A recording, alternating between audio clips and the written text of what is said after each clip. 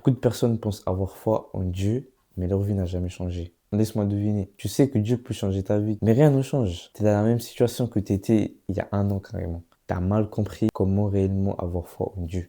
À la fin de cette vidéo, tu vas savoir exactement comment tu dois avoir foi en Dieu et justement de faire évoluer ta vie et de changer ta vie, voire même de devenir riche avec Dieu. Je vais vous expliquer de manière très simple à comprendre. Vous voyez l'histoire de l'homme qui était paralysé et que Jésus était dans une maison. Je sais pas si vous voyez cette histoire. Et autour de cette maison, il y avait tellement beaucoup de monde qu'en fait, personne ne pouvait rentrer. Ces personnes-là, qu'est-ce qu'ils ont fait? L'homme paralysé, qu'est-ce qu'il a fait? En fait, ils ont pris l'homme paralysé. De là-bas, la foule, il y avait tellement beaucoup de monde, ils l'ont pris, ils l'ont porté, ils l'ont soulevé, ils l'ont ramené tout en haut, sous la toit. Après, ils ont creusé. Après, ils ont descendu l'homme. Et qu'est-ce que Jésus leur a dit? Jésus leur a dit, c'est dans Marc 2, verset 5. Ça dit qu'en fait, on voyait leur foi. Jésus dit au paralytique, mon enfant, tes péchés sont pardonnés. Parce qu'il avait vu leur foi.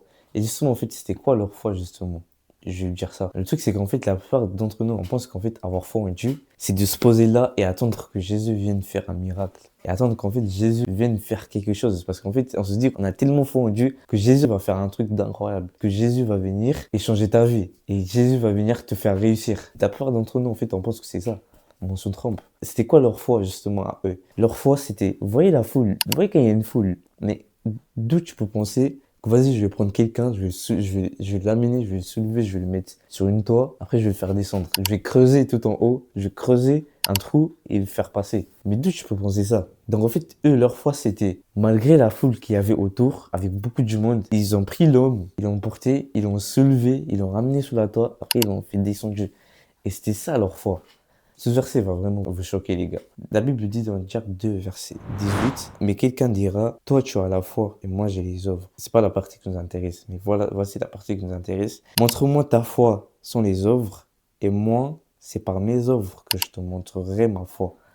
Qu'est-ce qu'on comprend là-dedans?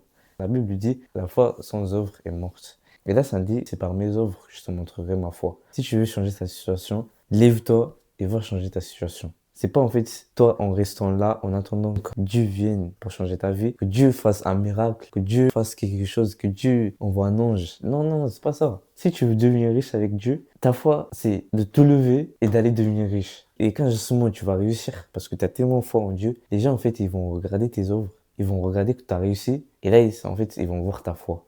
Ils vont voir ta foi, ils vont dire, lui, il a foi en Dieu. Pierre, quand il a décidé de marcher sur l'eau, Pierre n'a pas attendu que Jésus vienne à côté de lui pour le porter, pour le mettre sur l'eau et pour le faire marcher.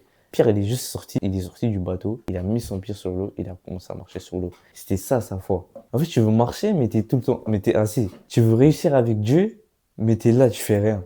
Mais Jésus a dit à cette personne qui ne pouvait pas marcher, lève-toi et marche. Et puis là, la personne, il se lève et il se met à marcher. En fait, tu dois tellement avoir foi en Dieu qu'en fait, tu peux pas marcher, mais tu as tellement foi en Dieu que tu te lèves et tu marches. Par exemple, moi, je suis un jeune chrétien et je vais mettre mes parents à la retraite. Le truc, c'est qu'en fait, lève-toi et mets tes parents à la retraite. Par tes œuvres, c'est ça qui va montrer ta foi. La foi, c'est justement de faire ce que les autres ont peur de faire. La Bible nous dit quelque chose d'incroyable dans Proverbe. Ça dit que, en fait, si tu veux avoir de la sagesse, va avoir de la sagesse. Dieu ne pas guérir ta main si tu gardes ta main comme ça. Mais tends ta main, et c'est là que Dieu va guérir ta main. Lève-toi, va devenir riche avec Dieu. Et c'est là que Dieu va faire un miracle. Aujourd'hui, arrête de rester là en pensant qu'en fait Dieu va venir faire un miracle. Certes, c'est vrai, il va faire un miracle. Mais le miracle, il va le faire quand tu vas te lever et faire cette chose-là. Fais cette chose-là que tu as peur de faire. Fais cette chose-là que tu penses que tu peux pas faire. Et c'est par là, justement, ça va montrer que tu as la foi en Dieu. C'est par tes œuvres. Moi, je suis un jeune chrétien et je vais devenir riche avec Dieu. Et regarde cette vidéo, ça va t'intéresser.